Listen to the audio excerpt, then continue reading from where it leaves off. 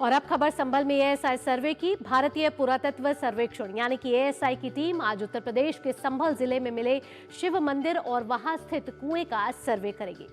जुम्मे की नमाज के बाद यह सर्वेक्षण किया जाएगा। सर्वे के लिए संभल के डीएम ने एएसआई को पत्र लिखा था। गुरुवार को राजस्व विभाग की टीम ने प्राचीन मंदिर परिसर का दौरा किया और मंदिर और कुएं की फोटोग्राफी और पैमाइश की। गौरतलब है कि यह मंदिर पिछले कई दशकों से बंद पड़ा था। बीते दिनों प्रशासन की टीम विद्युत चोरी पकड़ने के लिए इलाके में आई थी और इसी दौरान टीम को मंदिर का पता चला और फिर इसे खोला गया। मंदिर के अंदर शिवलिंग, हनुमान जी की प्रतिमा, नंदी और कार्तिकेय की प्राचीन मूर्तियां मिली है। इसके साथ ही प्राचीन मंदिर के पास स्थित कुएं से भी मूर्तियां निकाली गई है। लोगों का कहना है कि खुदाई के दौरान गणेश जी, लक्ष्मी जी और गौरा पार्वती जी की मूर्ति निकाली थी।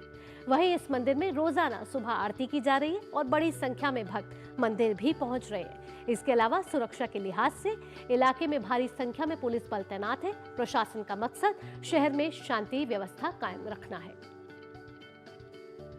वहीं संभल से समाजवादी पार्टी के सांसद जियाउर रहमान बर्क की मुश्किलें भी कम होती नजर नहीं आ रही हैं। सांसद के खिलाफ गुरुवार को उनके आवास पर बिजली चोरी के आरोप में मामला दर्ज किया गया। दोपहर में एफआईआर और शाम को एफआईआर के बाद उनके घर की बिजली भी काट दी गई। जानकारी के मुताबिक सांसद पर 1,91,00,000 का बिल बकाया है। बिजली विभाग के मुताबिक सांसद को वसूली का नोटिस देकर वसूलियत की जाएगी। जब तक जुर्माने की राशि जमा नहीं होगी तब तक सांसद के आवास में बिजली गुल रहेगी। सांसद बर्क के घर में लगे नए स्मार्ट मीटर में 5 किलोवाट से अधिक का लोड पाया गया, जबकि इनके घर पर 4 किलोवाट की क्षमता का मीटर लगाया गया है। बिजली विभाग की टीम ने सांसद के घर पर लगे बिजली कनेक्शनों और उपकरणों की गहन जांच की, जिसमें गड़बड़ी का खुलासा हुआ।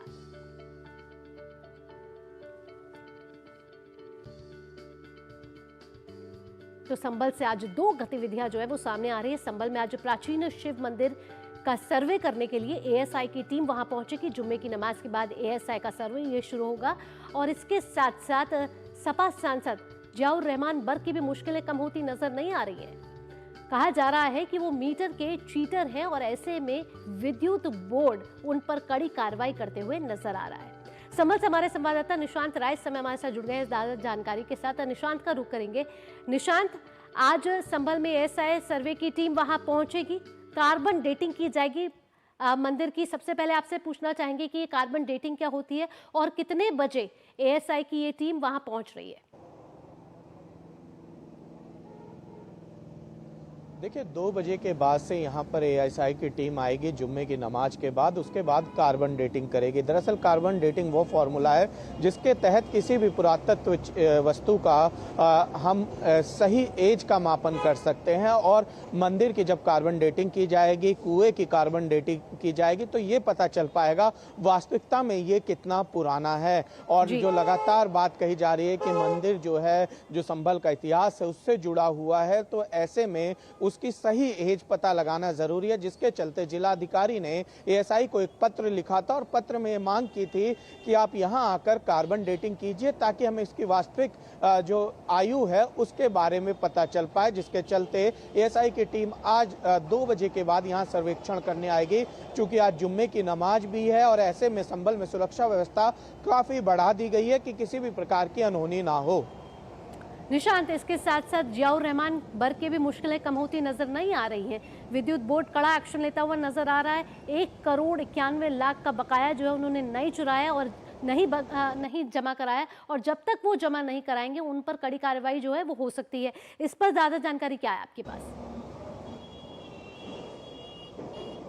देखिए, जियाउर रहमान के घर में 2 मीटर लगे थे। एक उनके दादाजी के नाम जो कि पूर्व सांसद हैं शफीकुर रहमान बर्क के, और एक उनके नाम पर, और दोनों मीटर में 2-2 किलोवाट का लोड था। लेकिन जब यहाँ पर मीटर हटा के स्मार्ट मीटर लगाया गया तब वहाँ पर देखा कि 5 किलोवाट से ज़्यादा का लोड सामने निकल कर आ रहा था। और जब इनके घर में जो बिजली के सामान है उसका असेसमेंट किया गया तो देखा गया कि 16 किलोवाट से ज़्यादा का इनके पास जो बिजली के उपकरण है जो खर्चा करते हैं। ऐसे में विद्युत विभाग ने पूरा असेसमेंट किया और उसके बाद 1,91,91,00,000 का जुर्माना लगाया। हालांकि धारा 135 के तहत कल सुबह के समय ही जो बिजली विभाग का थाना है वहां पर इन पर सांसद पर एफआईआर दर्ज कराई गई। दूसरी तरफ सांसद के पिता ने जो विद्युत कर्मचारियों को धमकी दी थी उसके चलते थाना नकासा में सांसद के पिता के ऊपर एफआईआर दर्ज करी गई।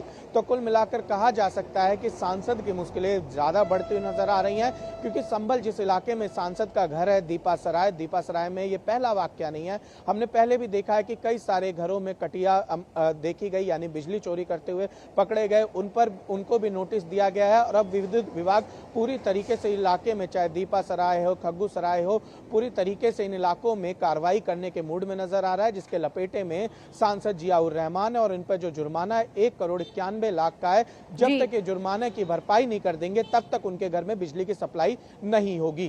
क्या आज भी विद्युत बोर्ड का शिकंजा यूं ही कायम रहेगा जियाउर रहमान बर्ग के घर पर और उससे सटे इलाके पर? देखिए, जियाउर रहमान पर तो कार्रवाई कर दी गई है, लेकिन प्रशासन लगातार अतिक्रमण मुक्त अभियान चला रहा है यहाँ पर, और साथ में बिजली चोरों पर कार्रवाई कर रहा है, जर्जर तारों को बदल रहा है, और पूरी तरीके से प्रशासन फिलहाल संभल इलाके में एक्टिव नजर आ रहा है। ये कार्रवाई केवल संभल में नहीं, मैं आपको बता दूं, इससे पहले यही कार्रवाई प्रशासन ने चंदोसी में करी, बेजोई में करी, और अब संभल का नंबर आया है और संभल में इस तरीके की कार्रवाई हो रही है। और जब हमारी जिलाधिकारी से बात हुई थी तो उन्होंने कहा था जब तक संभल पूरी तरीके से अतिक्रमण मुक्त नहीं होता हम इस कार्रवाई को नहीं रोकने वाले। इसके साथ ही जियाउर रहमान के खिलाफ क्या आप कोई कानूनी कार्रवाई भी आगे बढ़ सकती है, क्योंकि जिस तरीके से विद्युत चोरी में वो संलिप्त पाए गए हैं, क्या उन पर अब कोई कानूनी शिकंजा भी कस सकता है निशांत?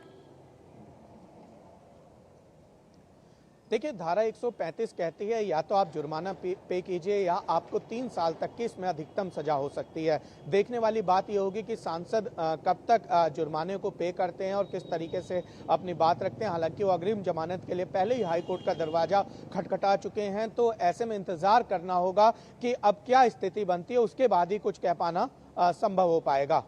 निशांत, जियाउर रहमान के वहां से कोई प्रतिक्रिया आई है?